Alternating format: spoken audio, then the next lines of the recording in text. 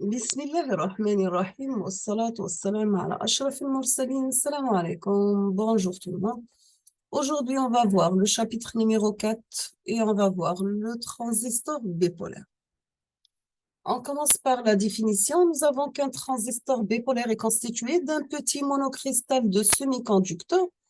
Vous avez le germanium et surtout le silicium comportant deux jonctions de même type de conductibilité, disposées en série, mais dans deux sens opposés, séparés par une très mince région de type opposé. Les deux régions externes sont appelées émetteurs et collecteurs. Et la région intermédiaire est appelée base. B, émetteur E, collecteur C, base B. Après, on passe au type et symbole d'un transistor bipolaire. Donc, il existe deux types de transistors bipolaires. Vous avez le transistor NPN, c'est un transistor dans lequel une mince couche de type P est comprise entre deux ondes de type N. Donc, vous avez un émetteur, collecteur, la base NPN, donc collecteur, base, émetteur. Maintenant, et la flèche du base vers l'émetteur. Pour le transistor PPN, la mince couche centrale, elle est de type N. Donc, vous avez collecteur, base, émetteur et la flèche de l'émetteur vers la base. Donc, vous avez émetteur, collecteur, base, P, N, P. En général, une jonction est presque le triple de l'autre. L'émetteur est repéré par une flèche qui indique le sens direct de la jonction émetteur-base et le sens réel du courant. Troisièmement, on passe aux paramètres caractéristiques d'un transistor. Donc, vous avez la tension entre collecteur et émetteur qui est égale à la tension entre collecteur et base, plus la tension entre base et émetteur. Pour le courant émetteur, c'est le courant du base plus le courant du collecteur. Un transistor peut être assimilé à deux diodes à jonction en opposition. Vous avez l'émetteur en N, l'émetteur en P, NPN et PPN. Maintenant, pour les différents montages à transistors, vous avez que le transistor étant constitué de 3 électrodes. Il peut être considéré comme un quadrupole dont l'une des électrodes est commune à l'entrée et à la sortie. On distingue 3 cas. Vous avez un transistor en émetteur commun. Dans ce cas, les bornes d'entrée base et émetteur et les bornes de sortie collecteur et émetteur. Et les entrées sont le courant aux bornes de base et la tension entre la base et l'émetteur. Pour les sorties, le courant aux bornes du collecteur et la tension entre collecteur et émetteur. Deuxièmement, on passe au transistor en base commune, les bornes d'entrée émetteur et base et les bornes de sortie collecteur et base. Vous avez pour les entrées le courant émetteur et la tension entre émetteur et base. Les sorties, vous avez le courant collecteur et la tension entre le collecteur et la base.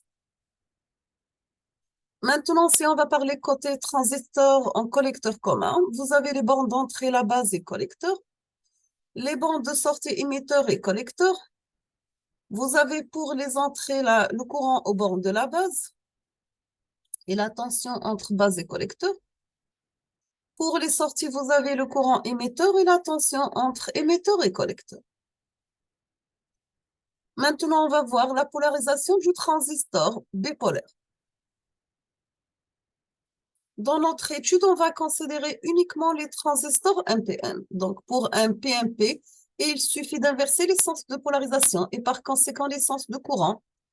Donc, vous avez dans le montage considéré la jonction base-émetteur est polarisée en direct, alors que la jonction base-collecteur est polarisée en inverse. Pour simplifier, il est possible d'assimiler le transistor à deux diodes à jonction du montage C4. Maintenant, on va voir l'effet transistor. Vous avez que la diode D1 conduit un courant circule de la base vers l'émetteur et la diode D2 est bloquée normalement. Donc, aucun courant ne doit être perçu au niveau du collecteur. Mais en réalité, on constate la présence d'un fort débit de courant avoisinant celui de l'émetteur. Ce qu'on appelle l'effet transistor.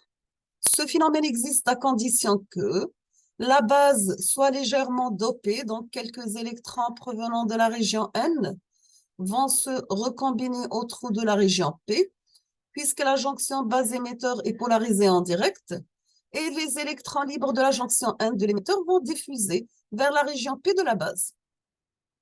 Pour l'épaisseur de la base soit très mince, donc les électrons libres restants vont franchir la base mince et diffuser vers le collecteur.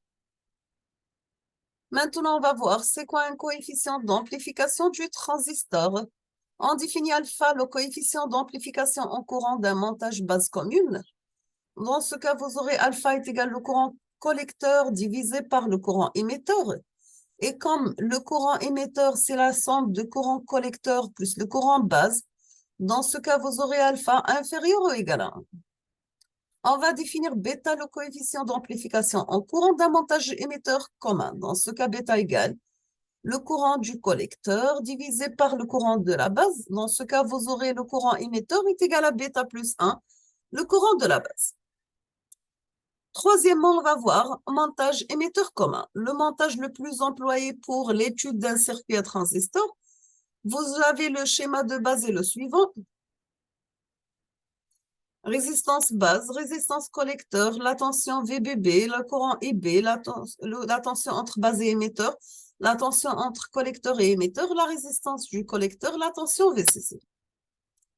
Maintenant, pour réseau de caractéristiques du transistor bipolaire, on va commencer par les caractéristiques statiques.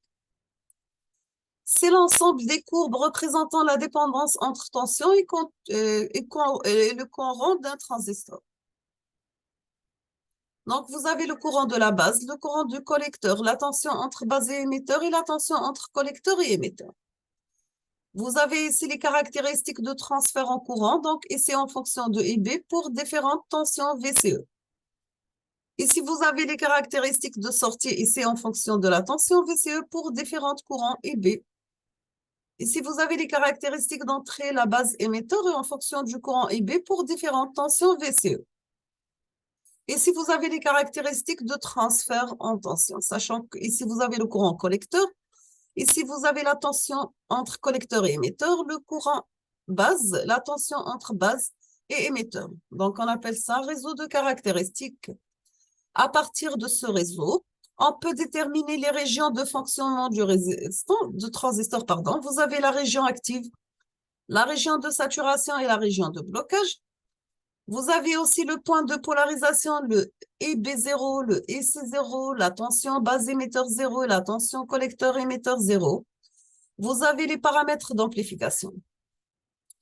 Maintenant, on va voir le réseau de caractéristiques de sortie. On va commencer par la région de saturation. Vous avez que le courant de base EB n'est pas proportionnel au courant du collecteur. Cette région est limitée par une tension collecteur-émetteur saturée.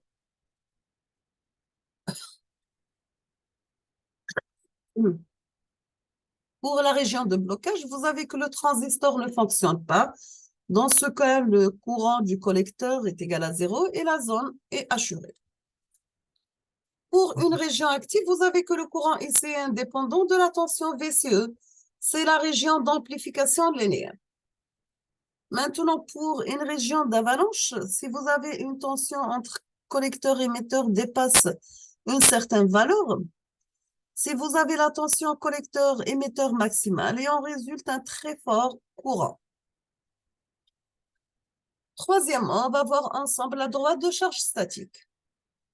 Donc, d'après le circuit du montage émetteur commun présenté précédemment, nous avons la tension VCC est égale résistance collecteur par le courant collecteur plus la tension entre collecteur et émetteur.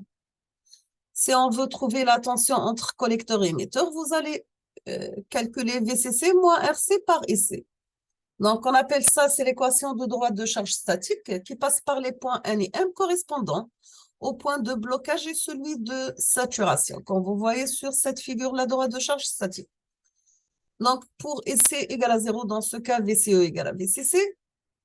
Si VCE égale à 0, vous avez IC est égal à VCC sur RC.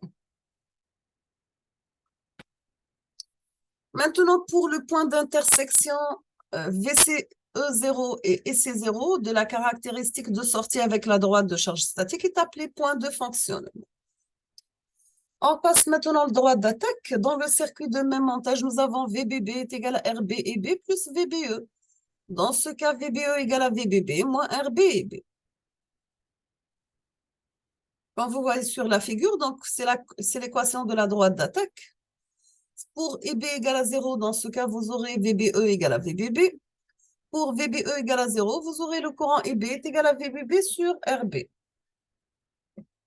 Sachant que le point P', le point EB0 et VBE0, c'est le point d'intersection de la caractéristique d'entrée avec la droite d'attaque.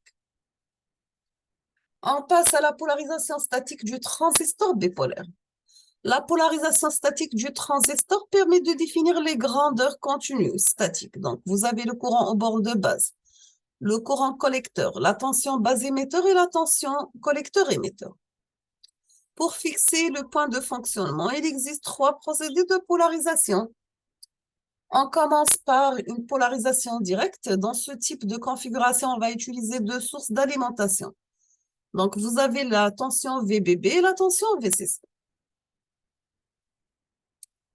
Maintenant, pour une polarisation par pont de base, on utilise un pont de résistance pour économiser une source d'alimentation et polariser le transistor. On termine avec une polarisation par résistance base collecteur. Ce type de polarisation dérive du montage qui emploie la polarisation directe. Et on va détailler ça, les exercices de TD, Inch'Allah. Donc, on vous remercie infiniment pour votre attention. Comme toujours, n'hésitez pas si vous avez des questions. Et à la prochaine vidéo, Inch'Allah. Merci beaucoup.